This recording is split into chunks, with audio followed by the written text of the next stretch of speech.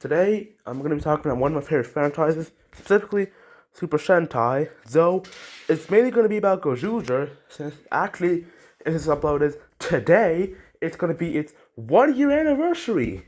Too bad it's the final Sentai we're getting for at least the foreseeable future, but regardless, let's get into it. So starting what I like about the Gozyuger, I really like the designs of the characters, I'm only talking about the Gozyuger since I'll get to the legacy heroes later, but the Gozyuger himself, awesome design.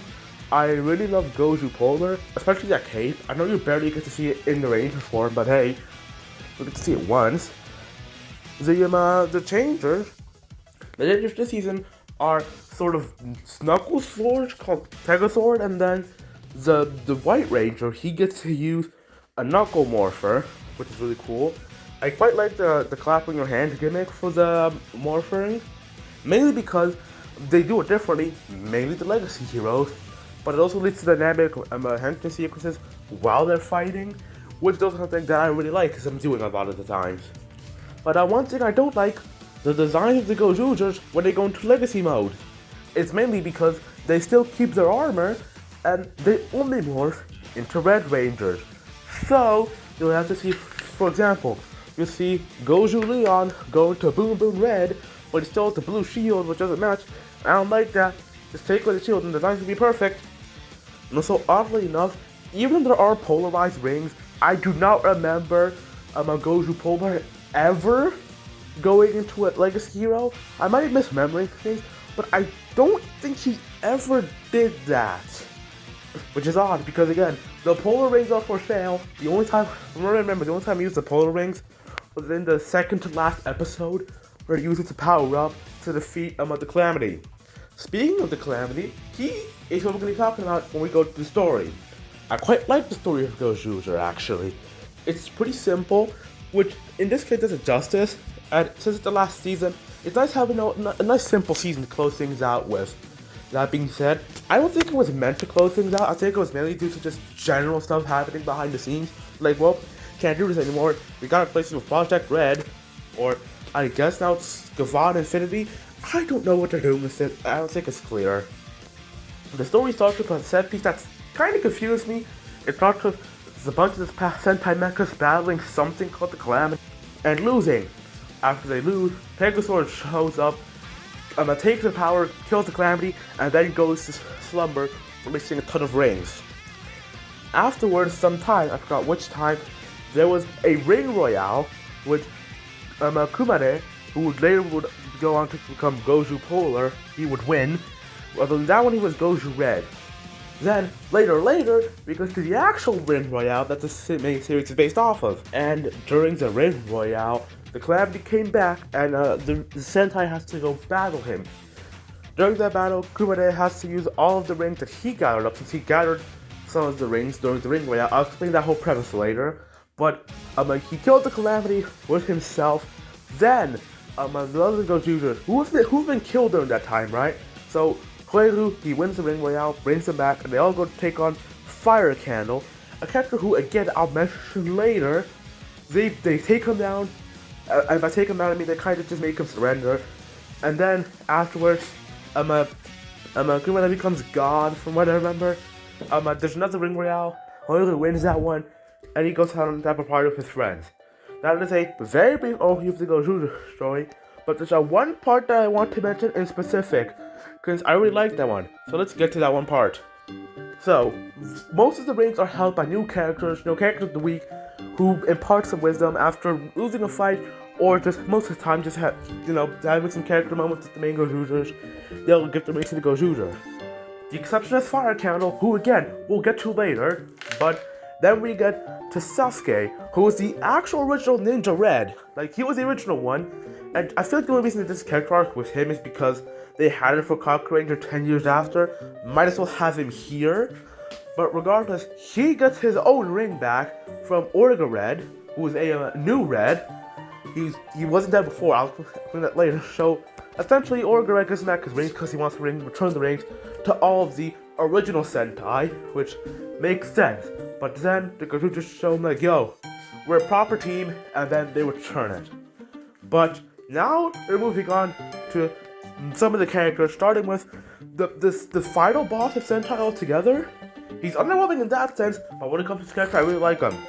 You know what we're talking about? We're talking about Fire Candle. Fire Candle as the final villain of Super Sentai?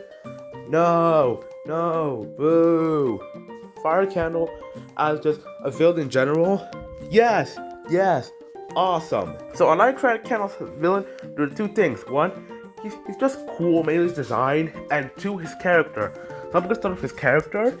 I mainly just like his high energy, and like that one episode, the whole murder mystery episode, where it shows that he's like friends with some of the generals of the Bellmen. I forgot the name, I'm just gonna call him the Bellmen. He's like friends with some of them. Hell, during his introductory episode where he was like attacking people in episode 1, once a velvet motherfucker cursed to King O-Red, that's what I'm gonna call him, and beats up some Bellmen. He says, yo, I like those guys. Still, as a villain, he's not generic evil grabbing villain boys who hates his henchmen and just has them do shit for him. He actually likes some, which that was cool. He's a likable villain. He's likable, but also not likable since he's evil, but he's also a likable character. It's something hard to balance, and it is surprisingly well. But the part of him that I like the most is when he got the Shinken Red Ring.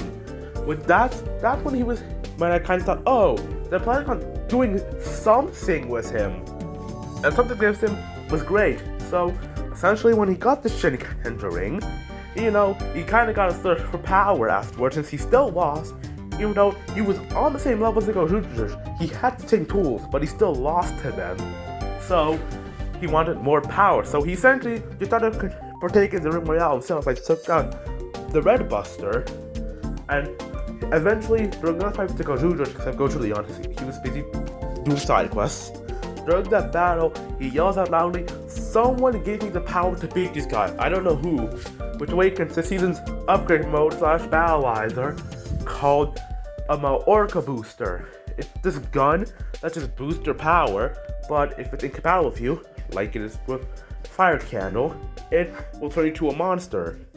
But in this case, Fire Candle didn't care, he fired it anyways, and at first, it didn't turn him to a monster, it turned him into Super Shinken Red, which he still lost our fight, by the way, but eventually he just pulled back and retreat.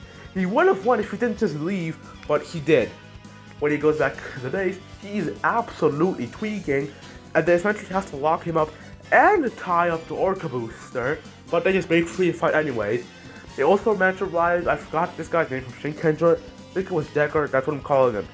You're Decker now. But essentially, during another fight with the Gozyuger, specifically Gozu Polar, Gozu Leon, and Gozu Red, he acts Jidu Shinken Red, or Jedu, I don't know how to pronounce it anymore. That form, he goes big, they die, and Fire Candle loses all the rings he had. All 2 of them. How sad. But this resulted in him actually feeling semi-remorseful for his time as, evil Fire Candle. He was absolutely tweaking when he was doing that. But regardless, that's over. Next into the Fire Candle is that he is the final boss. This circles back to what I said at the beginning of the segment. As a final boss, since again, the other villains either turned good like the Gozyuger and the King Queen person, or they died like the Calamity. This guy as the final dude we see this entire fight is horrible. He doesn't even kill him, he just lets him go and he goes to Red promise to fight again like the Goku and Vegeta. Again, with this any other Sentai I would have liked this, but like during the end, I don't really like it. And I am aware that we are getting a Gozyuger vs. Boom Boomzer. That is the actual final piece of Sentai media. But like, you get my point, right? He's kind of underwhelming as a final villain, but as villain in general, he's really good. That being said, I won't hold that against him too much, since I don't think the writers knew going into this, yeah, this is where Sentai ends. I kind of think they just kind of made the season, because again, we didn't know this was the final season. Out of nowhere when they said, yeah, this is the end. So like, I don't think the story writers went in saying, no, we need to tie up all Sentai in one season, because you physically can't without it being shoved in your face. At that point, just don't even do it. If the one way you can wrap up all Sentai is by having like an episode of everyone cameoing, I guess you can have that. Just have one episode per team where they wrap their stories up. But like, a bunch of those already wrapped up. So Gozyuger is really good for what it is. But the one thing I want to talk about. What I want to talk about is where I feel like Gozyuger kind of drops the ball for some people. Not for me, but I feel like some people will be disappointed by this. So because Gozyuger is the final season, and it's also an anniversary season, the 50th anniversary, and we've had previous anniversary seasons. The main one that comes to mind is Gozyuger, which is a really great one. Gozyuger, I've not seen that one. I have seen Gozyuger, but Gozyuger did something similar to what they end up doing here with Gozyuger, where they don't fully transform. Episode in Gozyuger, which is different. They only get power-ups from the other teams. Well, meanwhile, in Gozyuger, they just fully transform to the other teams, but with no alterations. Since the Gozyugers have the armor, but also in Gozyuger, they had most of the Gozyuger keys. The only one they didn't have was for the extra heroes, so they didn't end up fighting anyone. Here in Gozyuger, there's a lot of fighting past Rangers, mainly with Gozyuger, who can just turn rings into actual Rangers. With the whole Ring Royale thing. Speaking of the Ring Royale, that's what they actually do stuff great. Because the Ring Royale is an awesome idea for an anniversary season. You're telling me we have at this point, 50 Sentai teams in a battle royale where the winner needs to collect all of the rings. That's an awesome idea. The only thing, the execution was not the best. Mainly because, again, it's 50 teams. This season has 49 episodes, meaning you couldn't get an episode for all the rings, of course, and that would also be boring.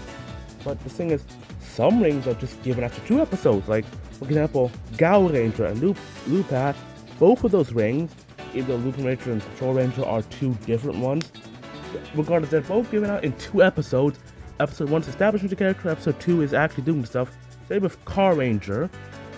And it's like a bunch of the rings are given out in 2-parters, like that. Which I do like. It feels like just elongated filler episodes. That's also one of the downsides. They're elongated filler episodes. Again, it could have been done a lot better if the ring battle was its own thing. It's like Psycho battles, that Super Sentai side series. It was just Sentai battling each other. But this was that on a smaller scale because Gozyuger had its own story to tell with the Calamity, But I'm not saying the Ring Royale was bad. But what I am saying was bad is the ring distribution. I mean, we all knew Hoiru was going to win. He is the main character.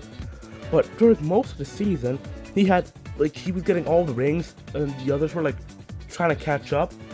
But I think at the end, all of them, except Gozyuger, they all had, 3 rings? Hirano had, 0 from what I remember. Because halfway through, he fought Hoiru, lost, and he lost all of his rings in the process and never got any back. That is the one thing that Gozyuger kind of fumbled in. The Ring Royale, as well as being a season to tie up all of Sentai, that I won't put that against it though, since it wasn't really meant to do that. And such ends the video. But that's the end of this video. Be sure to like, subscribe, and join the Discord server. The link to that is in my bio. See ya.